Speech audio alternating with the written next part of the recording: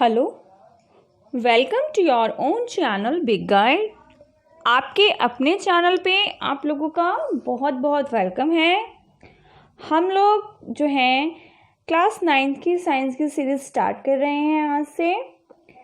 आज हम लोग जो हैं चैप्टर 1 करने वाले हैं जिसका नाम है मैटर इन अवर सराउंडिंग्स। तो एनसीईआरटी का रेफरेंस है, तो ये सभी के लिए बहुत ज़्यादा ही बेनिफिशियल है, स्कूल स्टूडेंट्स हों या किसी कॉम्पिटिटिव एग्ज़ाम की तैयारी करने वाले कैंडिडेट्स, तो सभी के लिए बहुत ज़्यादा ही बेनिफिशियल है। अगर आपको मेरी वीडियो पसंद आए तो वीडियो को लाइक कीजिएगा और इसको शेयर करना मत भूलिएगा ताकि ज़्यादा से ज़्यादा लोगों तक वीडियो पहुंच पाए। अगर आप मेरे चैनल पे नए हैं तो चैनल को सब्सक्राइब कीजिएगा and please press the bell icon ताकि आने वाली वीडियोस का नोटिफिकेशन जो है आपको मिलती रहे। तो चलिए स्टार्ट करते हैं अपने। So let get started with the chapter 1 matter in our surrounding. These are the content that we have to cover in this chapter. ठीक है, मैटर, प्रॉपर्टीज, स्टेट और change of state of matter due to temperature, फिर latent fusion क्या है, latent heat of vaporisation क्या है, change of state of matter due to pressure, ठीक है, process involve in the change of state of matter, उसके बाद fusion, solidification, condensation और इवेपोरेशन क्या होते हैं, इवेपोरेशन के लिए कौन कौन से फैक्टर्स रिस्पॉन्सिबल हैं, इवेपोरेशन से कूलनेस कैसे होती है। तो ये सारे टॉपिक्स हैं जो इस चैप्टर में हम कवर करने वाले हैं। देखिए, हमारा चैप्टर का नाम है मैटर इन आवर सराउंडिंग। देखिए, दो चीजें, first is matter and the second is surrounding. तो व्हाट इज सराउंडिंग? वो सराउंडिंग जिसमें हम रहते हैं, हमारे आसपास की वो सभी चीजें जिनके बीच में हम रह रहे हैं, वो हमारी सराउंडिंग है। ठीक है, देन व्हाट इज मैटर? हमारे आसपास की वो सभी चीजें जिन्हें हम यूज कर रहे हैं, जिनको हम यूटिलाइज कर रहे हैं, जिनसे हम घिरे हुए हैं, वो मैटर ही है। हमारे आसपास के वातावरण में जो चीजें प्रेजेंट है वो सभी मैटर हैं। देखिए कैसे, आपसे मैं पूछूंगी कि ये क्या है, आप कहेंगे मिल्क है।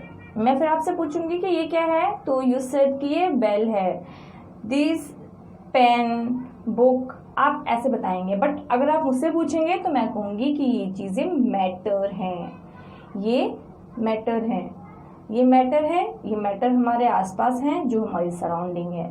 तो यही मैटर हमारी सराउंडिंग है। तो ये सभी चीजें मैटर कैसे हैं? अभी तक तो आपने इनको मिल्क को बेल के नाम से जाना है, तो अभी मैटर कैसे हो गए? दिस आर ऑलवेज मैटर, हमेशा से ही ये मैटर थे। मैटर कैसे है? Let's have a look. Things occupy some space, have mass and volume. कोई भी चीज जो स्पेस लेती हो, जिसका मास हो, वजन हो, जिसका कुछ वॉल्यूम हो, जो किसी चीज में रहे तो उसका एरिया कवर करे, वो सभी चीजें मैटर होती हैं। मैटर, फॉर एग्जाम्पल क्लासरूम की मैं बात करूँ तो क्लासरूम में बेंच देखा होगा आप लोगों ने। बेंच को हम क्लास में रखेंगे तो occupy some space of the classroom, classroom का स्पेस ऑक्यूपाई करता है। आप बेंच को पिकअप करेंगे तो बेंच का मास और वॉल्यूम आपको फील होगा। तो इसीलिए जिस चीज का मास है, वॉल्यूम है और कुछ स्पेस वो ले रहा है, वो सभी चीजें क्या होती हैं? मैटर। तो हमारे आसपास जितनी भी चीजें हैं वो सभी मैटर हैं, चाहे वो फूड हो, चाहे वो क्लाउड हो, चाहे वो हमारा एयर हो जिसमें हम सांस लेते हैं, चाहे कोई भी हमारी ड्रेस मटेरियल हो, everything around us is a matter. क्यों? क्योंकि सभी का मास होता है और स्पेस ऑक्यूपाई करता है, कुछ ना कुछ वॉल्यूम होता है, इसीलिए ये मैटर है। ठीक है, अकॉर्डिंग टू इंडियन फिलोसोफर, हमारे इंडियन फिलोसोफर के अकॉर्डिंग जो मैटर है वो मेनली 5 एलिमेंट्स में डिवाइडेड हैं। कौन कौन से? Air, soil, fire, water. ठीक है, जिनको हम कलेक्टिवली क्या बोलते हैं? पंचतंत्र। ठीक है, पंचतत्व से ही जो है हमारे लिविंग और सभी नॉन लिविंग एलिमेंट्स बने हुए हैं। ठीक है, तो इसीलिए कहा जाता है कि हम सभी क्या हैं? पंचतत्व के बने हुए हैं। ठीक है, तो देखिए, अगर मैं इस बेंच की बात करूं तो ये बेंच भी 5 थिंग्स से बना हुआ है। वाटर से, फायर से, स्काई से सॉइल से, एयर से, इन 5 चीजों से मिलके बना हुआ है, पंचतंत्र से मिलके बना हुआ है। कैसे बना हुआ है? देखिए, जो बेंच है, in the classroom the bench is made up of would. Would कहाँ से मिलेगी आपको? ट्री से मिलेगी। ठीक है, ट्री कहाँ पे ग्रो होंगे? सॉइल में ग्रो होंगे। और उसको चाहिए क्या? एयर चाहिए ऑब्वियसली, तो एयर भी हो गया, सॉइल भी हो गया, प्लस में ट्री को ग्रो करने के लिए क्या चाहिए? वाटर भी चाहिए। ठीक है, उसके बाद इट रिक्वायर हीट, और हीट और वाटर तो चाहिए ही प्रोडक्शन के लिए। ठीक है, Therefore, every matter directly or indirectly is made of पंच तत्व। तो क्लियर हो गया कि जो हमारा बेंच है ये भी पंच तत्व से बना हुआ है, क्योंकि इन पांचों चीजों का इन्वॉल्वमेंट है इसको बनाने के लिए। दैट मीन लिविंग और non living, everything around us which are matter is made up of पंच तत्व। ठीक है, अब देखिए मैटर की क्या क्या प्रॉपर्टी होती हैं। तो मैटर की प्रॉपर्टी जो है देख लेते हैं। सबसे फर्स्ट प्रॉपर्टी है matter is made up of particles. Matter जो है पार्टिकल से मिलकर बना है। इस पार्टिकल को हम लोग एक नाम से और जानते हैं जिसको हम बोलते हैं एटम। ठीक है, ये सबसे छोटा यूनिट होता है, बहुत सारे स्मॉल पार्टिकल्स को मिला के एक पूरा का पूरा मैटर तैयार होता है। ठीक है, तो बेसिक यूनिट इसकी क्या हो गई? पार्टिकल्स हो गए, पार्टिकल्स यानी कि एटम्स। ठीक है, तो matter is made up of particles. ठीक है, क्लियर हुआ आपको ये? देन सेकेंड प्रॉपर्टी देखिए, particles of a matter are very small in size. मैंने बता दिया बहुत ज़्यादा ही टाइनी होते हैं, नॉर्मल आई से तो हम देख भी नहीं सकते। ठीक है, third is particle of matters have space between them, यानी कि जो पार्टिकल्स हैं एक मैटर में बहुत सारे lots of millions of particles होंगे और हर पार्टिकल के बीच में जगह होगी।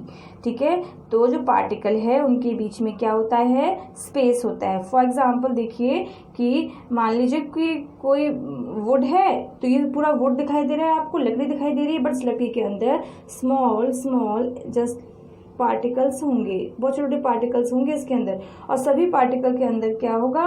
स्पेस होगा। ठीक है, सभी पार्टिकल्स के अंदर स्पेस होगा। ठीक है, तो स्पेस है, इस चीज का हम कैसे क्लियर कर सकते हैं? तो चलिए मैं आपको एक एक्सपेरिमेंट बताती हूँ जिससे आपको क्लियर हो जाएगा। तो देखिए सबसे पहले क्या कर लीजिए, एक ग्लास ले लीजिए। ठीक है, ग्लास को पानी से फिल कर लीजिए। अब वाटर क्या हो गया? वाटर एक मैटर हो गया हमारे पास। ठीक है, उसके बाद हम मार्क कर लेंगे लेवल की ग्लास में पानी कितना है। Then add sugar to the water, फिर हम उसमें चीनी को मिक्स करेंगे। चीनी भी एक पार्टिकल हो गया। Got it? Everything around us is particle. तो वाटर भी पार्टिकल है, मैटर है, एंड शुगर भी मैटर है। ठीक है, अब हम क्या करेंगे? शुगर को ऐड कर देंगे पानी के अंदर। ठीक है, और फिर हम दोबारा से लेवल मार्क करेंगे। तो you will notice, take a stir and keep on stirring the solution, after some time the sugar get dissolve. पहले आप देखेंगे कि जो चीनी डालने से पानी का लेवल बढ़ गया। अब आप क्या करेंगे? इसको स्टीयर करेंगे, इसको मिक्स करेंगे।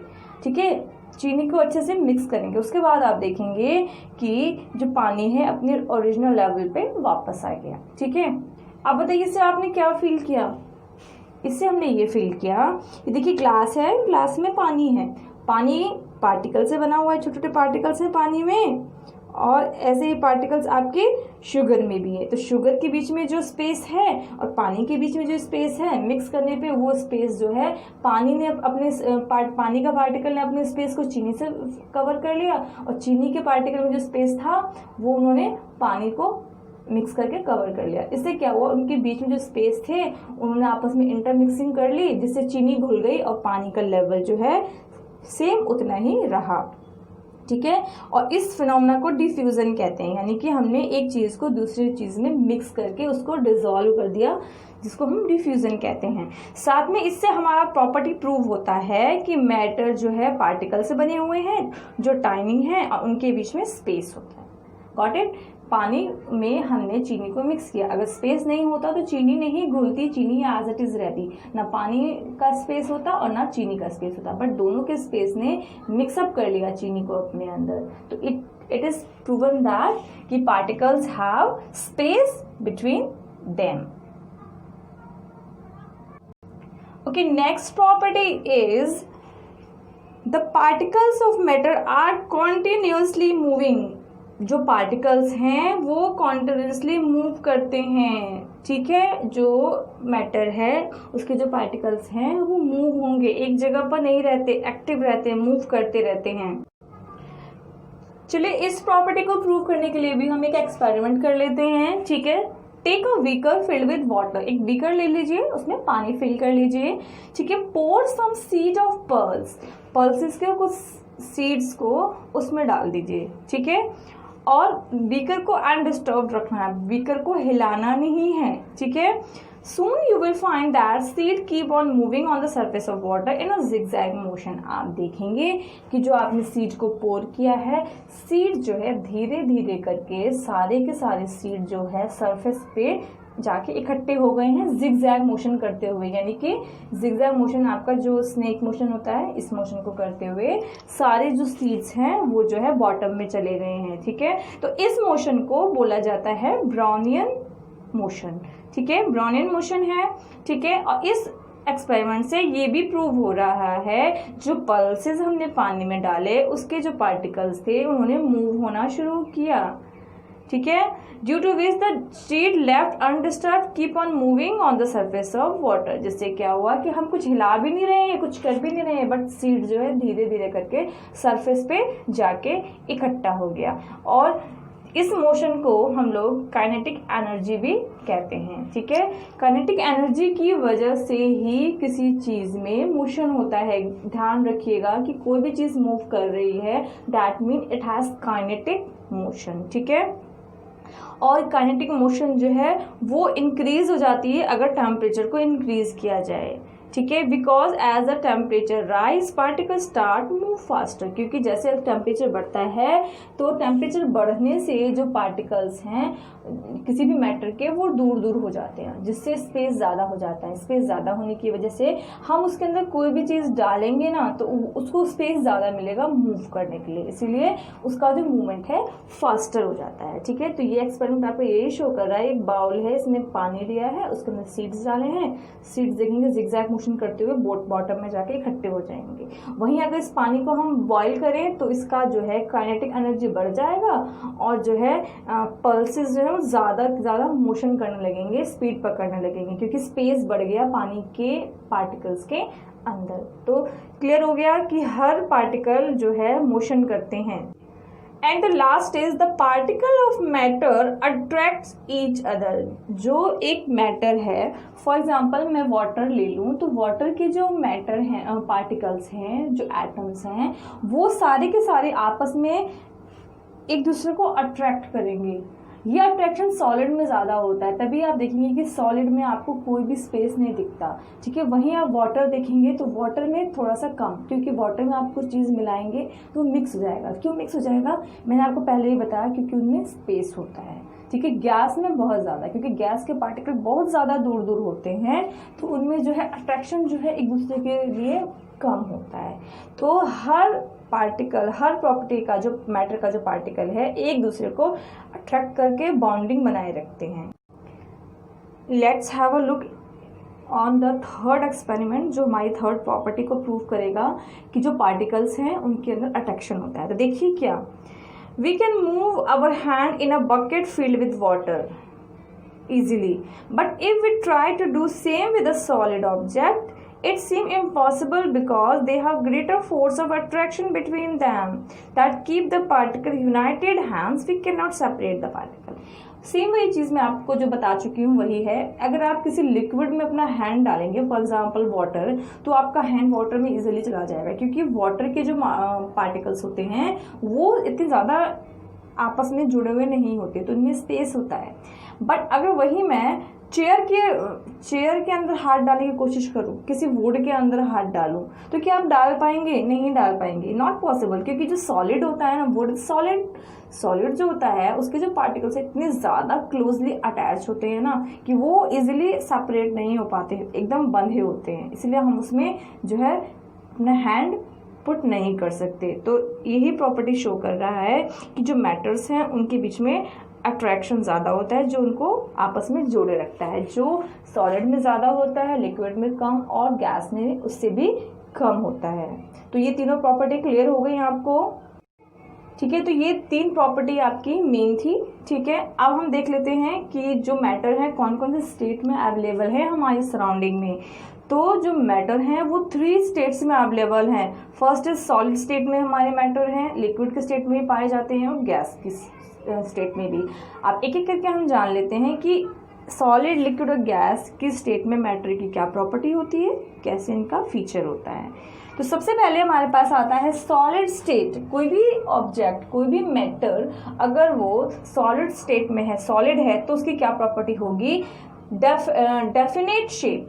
सॉलिड में जो मैटर है उसकी शेप डेफिनेट होती है। क्यों होती है, strong intermolecular force of attraction, क्योंकि सॉलिड में जो पार्टिकल्स हैं वो आपस में बहुत ज़्यादा स्ट्रांगली जुड़े होते हैं, इसीलिए उनका शेप जो फिक्स है, जो शेप उनका एक बार फिक्स हो गया वो वही रहेगा।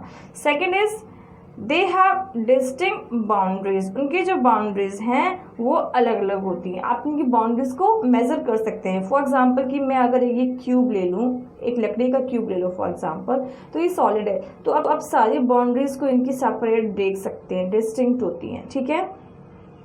देन है दे हैव फिक्स्ड वॉल्यूम, इसकी वॉल्यूम भी फिक्स होती है। मान लो ये लकड़ी है, अगर इसकी वेट 5 kg है तो इसका वेट 5 kg ही रहेगा, ठीक है, जो है चीज़ों के अकॉर्डिंग चेंज नहीं होगा। And the fourth is they can not flow, क्योंकि इनके जो पार्टिकल्स हैं आपस में इतने मजबूती से जुड़े हुए हैं कि ये लोग जो है फ्लो नहीं करते। जैसे लिक्विड बहता है, फ्लो करता है क्योंकि जो उसके पार्टिकल्स हैं लूजली हैं तो वो मूव करते हैं, बट सॉलिड में स्पेस नहीं होता, इंटर कनेक्शन बहुत ही मजबूती के साथ होता है, तो मूव नहीं करते पार्टिकल, स्पेस नहीं होता तो ये फ्लो कैसे करेंगे, ठीक है। Then they have knowledgeable compressibility due to negligible distance between the neighboring molecules। Compressibility क्या है, अगर आप इस लकड़ी के टुकड़े को दबाकर प्रेस करने की कोशिश करेंगे, छोटा करने की, दबाने की, कंप्रेस करने की कोशिश करेंगे तो क्या ये हो जाएगा, नहीं होगा। क्यों नहीं होगा, क्योंकि जो इसकी कंप्रेसिबिलिटी है वो नॉलेजेबल है। नॉलेजेबल क्यों है, क्योंकि इनके जो पार्टिकल्स हैं वो इतनी मजबूती से आपस में जुड़े हुए हैं कि उनके बीच में जो कोई डिस्टेंस नहीं, कोई स्पेस नहीं है। तो हम इसको दबाएंगे तो वो दब के जाएंगे कहाँ, जब स्पेस ही नहीं है तो आपस में एडजस्ट कैसे होंगे। तो इसीलिए ये जो है एकदम फिक्स रहते हैं, इसको हम जो है कंप्रेस नहीं कर सकते, ठीक है। They possess a tendency to uphold their shape when exposed to external force। ये इनकी टेंडेंसी होती है कि वो अपने शेप को बनाए रखते हैं, किसी भी सिचुएशन में इसको हम क्यों ना छोड़ें, ये अपने शेप में ही प्रेजेंट रहेंगे। जैसे कि लकड़ी के टेबल को आप देख रहे हैं, ये लकड़ी के टेबल के ये जो आप देख रहे हैं ना छोटे छोटे बॉल्स टाइप, ये एक बॉल एक पार्टिकल है, एक बॉल एक पार्टिकल है, और ये बहुत सारे जो पार्टिकल देख रहे हैं ये ग्रुप ऑफ पार्टिकल है जिसने क्या बनाया है, टेबल बनाया है। तो देखिए आप बिल्कुल भी स्पेस नहीं देख पाएंगे, इसे स्पेस ना होने की वजह से ही ये फ्लो नहीं करते, ये रिजिड होते हैं, इनका शेप फिक्स रहता है, किसी भी कंडीशन में छोड़ दो अपने शेप, जिस शेप में वो हैं उसी शेप में रहेंगे, ठीक है। They break under force but it is difficult to change their shape so they are rigid. अगर आप इसको शेप चेंज करने की कोशिश भी करोगे ना, इस पे फोर्स अप्लाई करोगे, इस पे फोर्स लगाओगे तो ये ब्रेक हो जाएंगे, टूट जाएंगे, बट अपना शेप चेंज नहीं करेंगे, ठीक है। They have high density and do not diffuse at all. इनकी जो डेंसिटी है बहुत ज़्यादा हाई होती है, मतलब बहुत ज़्यादा स्पेस लेते हैं, वजन होता है इनमें, और ये डिफ्यूज भी नहीं होंगे। इसको हम मिक्स करने की कोशिश करेंगे तो ये मिक्स नहीं होंगे, डिफ्यूज नहीं होंगे, ठीक है। Particles of solid wooden table, देखो मैं आपको बता चुकी हूँ, ये इसी का एग्जांपल है, कोई स्पेस नहीं है इसलिए ये रिजिड है। चलिए अब आप लिक्विड स्टेट के बारे में देख लेते हैं। लिक्विड की नो डेफिनेट शेप, क्यों नहीं है डेफिनेट शेप, आप ग्लास में डालेंगे तो ग्लास की शेप ले लेगा, आप बाउल में डालेंगे तो बाउल की शेप ले लेगा, बकेट में डालेंगे तो बकेट की शेप ले लेगा, जिस शेप के बर्तन में उसको आप डालोगे ना वो उसी की शेप ले लेगा, इसलिए इसकी कोई एक शेप फिक्स नहीं है, ठीक है। Liquid has a definite volume लेकिन सेम है। अगर ये अमाउंट में 1 लीटर है तो ये 1 लीटर ही तो रहेगा, इसको आप कैसे भी डालेंगे ये 1 लीटर ही रहेगा, इसका वॉल्यूम चेंज नहीं होगा, ठीक है।